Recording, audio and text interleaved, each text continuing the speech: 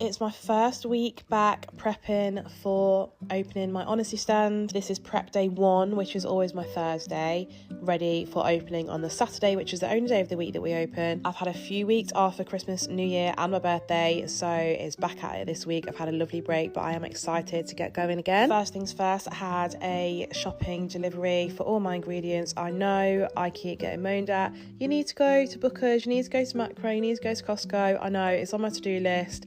I just keep forgetting and time runs away with me, and then by the time I need stuff again, I've still not done it.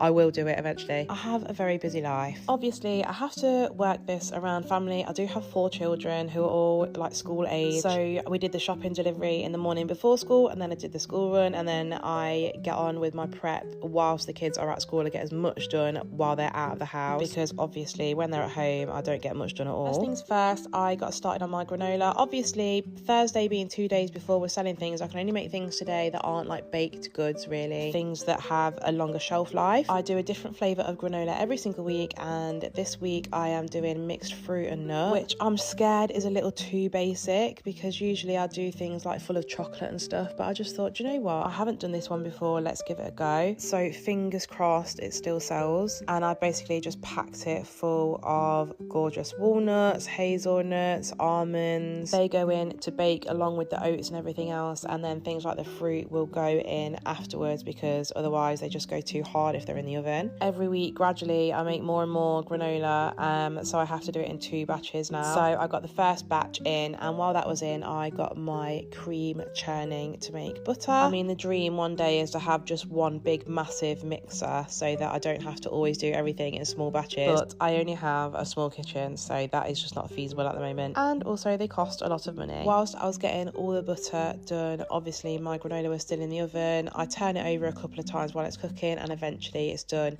I was then putting it in this big tub, and I definitely need to invest in a couple more of these, because actually this was really handy to have.